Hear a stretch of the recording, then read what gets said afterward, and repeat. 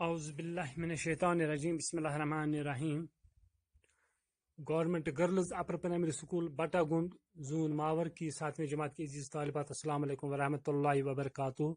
آج تاریخ ہے 18 ستمبر 2020 عیسوی، دن جمعہ کا۔ ہمارا مضمون اردو اور موضوع سائنس اور جنگ کے سوالات کے جوابات آج ہم کرنے جا رہے ہیں۔ پیارے بچوں، یہ سائنس اور جنگ کل ہم نے یہ پورا سبق پڑھ لیا، تو یہاں پر جو لفظ معنی ہیں ان کے یہ بھی ہم نے کل ہی کر لیے، پڑھنے کے دوران ہی تقریباً تمام الفاظ کے معنی ہم نے لکھ لیے ہیں۔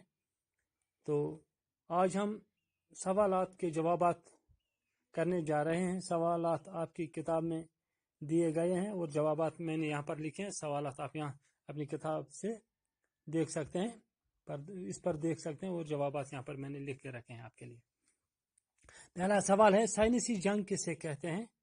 تو جواب ہے، ایسی جنگ جو سائنس کی ایجاد کیے ہوئے مہلک ہتھیاروں جیسے ایٹم بموں، میزائلوں اور زہریلی گیسوں سے لڑی جاتی ہے، سائنسی جنگ کہلاتی ہے۔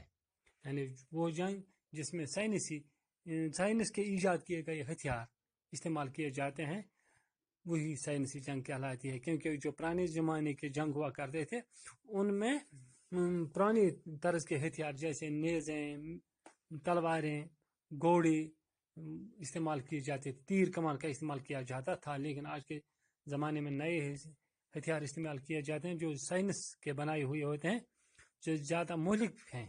تو ایسی جنگ جو ان آج کل کے ہتھیاروں سے لڑی جاتی ہے، سائنسی جنگ کہلاتی ہے۔ تو دوسرا سوال ہے،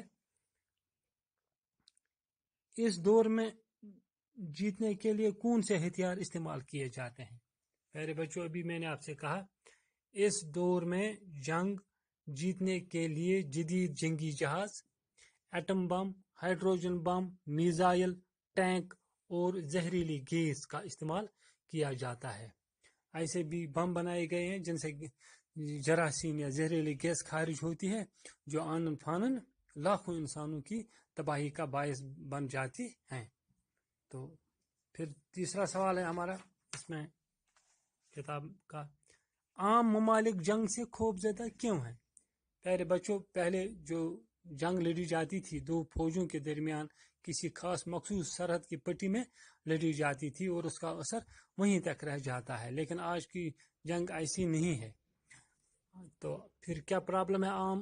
عام ممالک جانتے ہیں کہ آج کی سائنسی جنگ دو فوجوں یا سرحد تک ہی محدود نہیں رہتی ہے، بلکہ اس کا اثر بالواسطہ یا بلا واسطہ تمام دنیا پر پڑ جاتا ہے، جس سے تمام دنیا آگ کے دہکتے شعلوں میں بدل سکتی ہے۔ اس لیے ہر ملک جنگ سے خوف زدہ ہے۔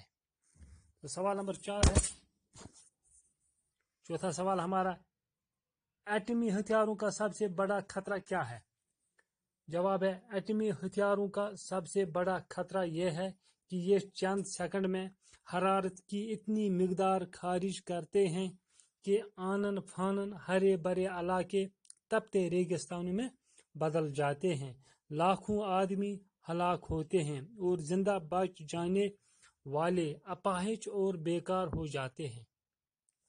پھر پانچواں سوال ہے، قدیم زمانے میں جنگ کس طرح ہوتی تھی؟ تو جواب ہے، قدیم زمانے میں جنگ فوجوں کی تعداد اور جسمانی پھرتی پر منحصر ہوا کرتی تھی۔ دو فوجیں جو ہوا کرتی تھیں وہ آپس میں لڑ بیٹھتی تھی۔ ہتھیار بھی پرانے طرز کے تھے، جیسے تیر کمان، گھوڑے، تلوار اور نیزیں ہوا کرتی تھی۔ انہی چیزوں سے جنگ لڑی جاتی تھی۔ تو اس طرح یہ سوالات کے جوابات یہاں پر میں نے لکھ کے رکھے ہیں۔ تو پھر سوال نمبر تیسرا اور چوتھا جو ہے ہمارا، سوال نمبر تیسرے میں جو ہمیں واو عاطفہ کے بارے میں پڑھنا تھا، تو کل بھی میں نے اس کے بارے میں آپ سے بات کی ہے۔ واو عاطفہ جو دو الفاظ کے درمیان واو کا استعمال ہوتا ہے، جو دو الفاظوں کو جوڑنے کا کام کرتا ہے، اس کا کام اور کی جگہ یہ لیتا ہے، جیسا اور लफ्ज़ अलिफ वाव रे और दो अल्फाजों को मिलाता है तो और के जगह ये इस्तेमाल हम करते हैं और मतलब उसका बिल्कुल वही होता है जो और का होता है। तो आज मैंने यहाँ पर आपके लिए कुछ लिखा है, 5 ऐसे अल्फाज लिखिए जिनमें वाव आतिफा का इस्तेमाल हुआ हो। जहाँ पर 5 ऐसे अल्फाज लिखे हैं जहाँ पर वाव आतिफा का इस्तेमाल हुआ हो। हमें 5 ऐसे अल्फाज लिखने हैं जहाँ पर ये लिखा हुआ हो वाव आतिफा। यहाँ पर नंबर 1 है शब व रोज़, शब व रोज़, यहाँ पर वाव है, ये वाव आतिफा है। नक्ल व हमल, वाव आतिफा यहाँ पर है। आमद व रफ्त, ये वाव आतिफा है। असल में लफ्ज़ है आमद और रफ्त, आमद व रफ्त वाव आतिफा का इस्तेमाल है। सवाल व जवाब, वाव आतिफा का इस्तेमाल यहाँ पर है। ज़मीन व आसमान, ये वाव जो है बीच का वाव आतिफा कहलाता है। तो फिर सवाल नंबर 4 हमारा है, दिए गए जमा अल्फाज के वाहिद लिखिए। प्यारे बच्चों, जो हमने सबक पढ़ा है इसमें बहुत सारे अल्फाज जो बहैसियत जमा इस्तेमाल हुए हैं। जैसे हमने पढ़ा है जरासीम, ममालिक हमने पढ़ा है, इसमें मोर्चे पढ़ा है, हमने इजादात पढ़ा है, दरियाफ्तें पढ़ा है, फसलें पढ़ा है। ये सब के सब अल्फाज जमा में इस्तेमाल हुए हैं। हमें इनका वाहिद लिखना है, वाहिद इनका क्या आता है। तो वाहिद मैंने यहाँ पर लिख के रखा है। पहले है जरासीम, ये जमा है तो इसका वाहिद आता है जरसूमा। फिर है ममालिक, ये जमा है, इसका वाहिद आता है मुल्क। फिर मोर्चे, जमा है, इसका वाहिद आता है मोर्चा। फिर इजादात, जमा है तो इसका वाहिद आता है ईजाद।